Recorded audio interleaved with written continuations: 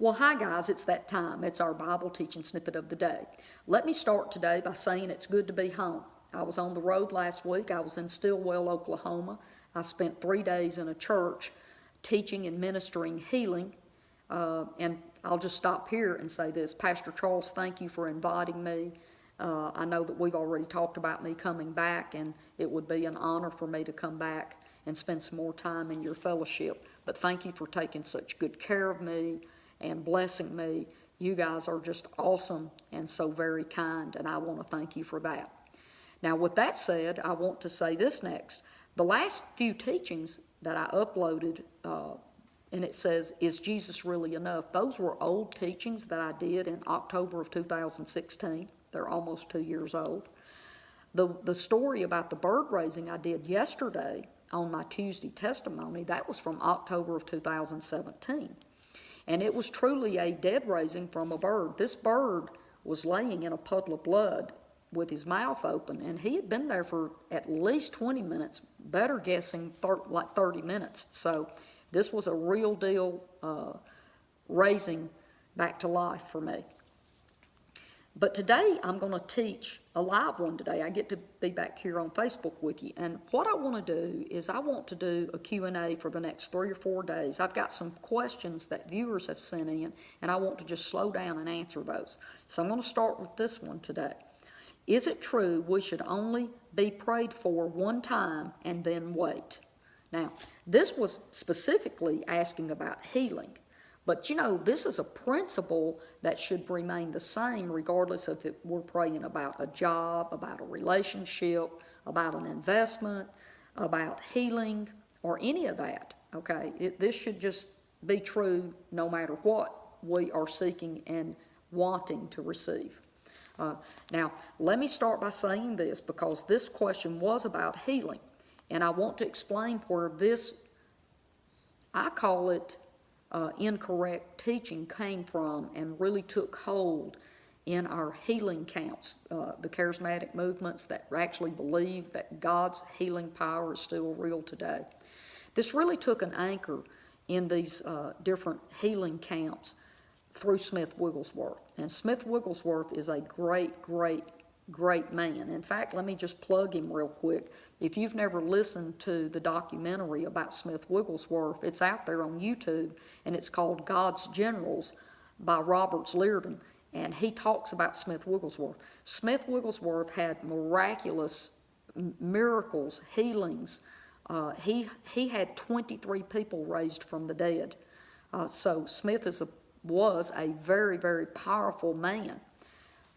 That being said, he believed that if you got hands laid on you or were prayed for or ministered healing to one time, you should not seek and do that ever again, and you should just wait till it manifests. Okay? And you know what? I believe that we should be operating in the same level of power that Jesus did, that when we say something or lay hands on somebody, we get it immediately and we only need to do it once. Although, if we don't see it, we shouldn't give up and quit pursuing it, okay? And now I have to show you in the Bible why I believe what I believe. So, but I want to make sure you understand. I have a lot of respect for Smith Wigglesworth. Just because I don't agree on this one thing doesn't mean that I can't study him and learn things from him, because he has experiences and understanding that maybe I don't have yet, okay? I'll go one step further. Did you know almost every teacher, well, I can probably say every teacher, that I have sat under since I've been born again, 11 and a half years, if I listen to someone long enough, there's going to be something that I don't totally agree with that they teach. This is what determines how mature and the heart of every believer in every ministry. If we break fellowship, if we start throwing rocks at each other because we don't believe exactly the same thing, or I'm not teaching or exactly what a specific teacher teaches, that just reflects poorly on us, because I'll say it again. Grace is giving each other room to grow. And just because I don't believe what somebody else believes or they don't believe what I believe, we don't have to be mad at each other, guys. It doesn't have to be that way. And again, I think that's just reflection of our maturity in the Lord when we can't be adults about that. But I'm going to move on, and because I do want to talk to you about why I disagree with Smith Wigglesworth on this. And again, it's worth me saying, Smith Wigglesworth is very much worth studying under, okay? I study deliverance, and Derek Prince is one of the best deliverance teachers you'll ever sit under. But I don't agree with everything that he teaches, okay? So there you have it. Today I want to go over to Scripture and read this to you. Now, the account of this is Matthew chapter 7, verse 7 and 8, and we say almost exactly the same thing in Luke chapter 11, verse 9 and 10. It's written in red, and this is what Jesus said, okay? So let's start there, and I'm going to read this to you. I'm in my Amplified Classic Edition. So I say to you, ask and keep on asking, and it shall be given you. Seek and keep on seeking, and you shall find. Knock and keep on knocking, and the door shall be opened to you. For everyone who asks and keeps on asking receives. And he who seeks and keeps on seeking finds. And to him who knocks and keeps on knocking, the door shall be opened. Now again, I'm going to say that. That's written in red. And Jesus said to ask and keep on asking. To seek and keep on seeking. So that right there should settle everything. But I want to read you a footnote down here in the Amplified. It says, the idea of continuing or repeated action is often carried by the present imperative and the present participles in Greek. Basically, it's saying the original Greek words here in this scripture indicate that it's an ongoing thing until you get what you're looking for, okay?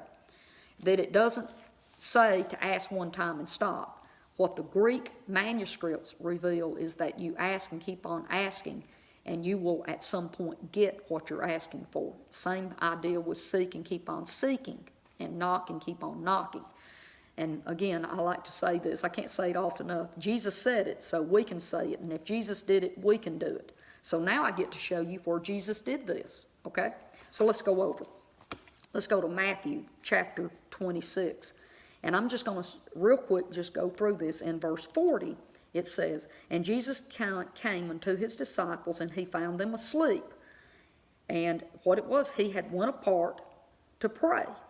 And he comes back from praying the first time, and his disciples are not awake, they're asleep. Okay, let's skip down to verse 42. And it says, and Jesus went away again the second time and prayed. That's the second time he prayed. Now watch, verse 44. And Jesus left them and went away again and prayed the third time, and here's what you got to catch, saying the same words. So Jesus prayed 3 times, saying the same words. So that right there, praying one time and then stopping, was Jesus out of faith here? Or was he just doing what he had already talked about doing? Ask and keep on asking, seek and keep on seeking, and knock and keep on knocking. Jesus was asking for strength to carry on to do what he was sent here to do, and this is the prayer in the Garden of Gethsemane. So Jesus prayed 3 times about the same thing. The next thing I want to show you is over in Mark chapter 8, and I'm going to start in verse 23 and read you 23, 24, and 25. So here we go. And Jesus took the blind man by the hand and led him out of the town. And when he had spit on his eyes and put his hands upon him, Jesus asked him if he saw anything. The blind man looked up and said, I see men as trees walking. After that, Jesus laid his hands upon his eyes again and made him look up, and he was restored and saw every man clearly. So right here we see where Jesus actually laid hands on the man to heal him 2 different times. Now, I want to bring it down to a practical level, okay? And this is how I teach this. Did you know if I go into a restaurant, okay, to eat a hamburger, I always order my burger with cheese, mayonnaise, lettuce, and tomato. Did you know if they bring me my cheeseburger and it has no mayonnaise on it, because I ordered it with mayonnaise, but it's dry, they didn't put it on it, or if they just put a smidgen on it and it's not enough, did you know that I'm going to ask for some more mayonnaise?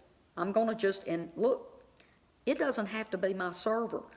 Every person that has a shirt on that identifies them as being an employee of that restaurant, I'm going to stop them. I'm going to be nice, but I'm going to go, hey, I need some mayonnaise. Can you get me some mayonnaise? I am going to ask and keep on asking. I'm going to seek and keep on seeking until I get my mayonnaise. Because the goal is not to ask for mayonnaise once and then never ask again. The goal is for me to get my cheeseburger, for it to be the way that I've asked for it to be made, and for me to enjoy my meal. Did you know that when we ask for something, the goal is for us to get what we've asked for? So, of course, we're supposed to keep on asking. And here, watch. If 3 different servers walk up and bring me mayonnaise, all I can tell you is I have plenty of mayonnaise. In fact, I've got enough mayonnaise I can give some of it away. That's kind of how I am about healing. If you don't get healed the first time you ask, just go to another person and ask them to lay hands on you. Ask and keep on asking, seek and keep on seeking. And I believe Curry Blake taught it like this as well, and it's worth putting in here.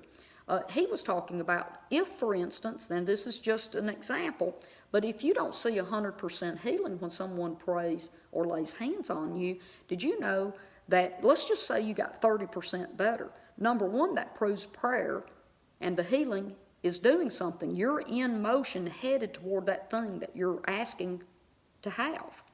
If you only got 30%, you need to ask another person to lay hands on you, and even if you only get 10 or 20% better, just keep pushing and pushing until you get to 100%, because the goal is for you to be healed and to receive what you're seeking, okay? So I hope this has answered the question today, and tomorrow I'm going to do another Q&A. So I'm going to bid you a good night. I love you, and I'll see you here again tomorrow. Bye-bye.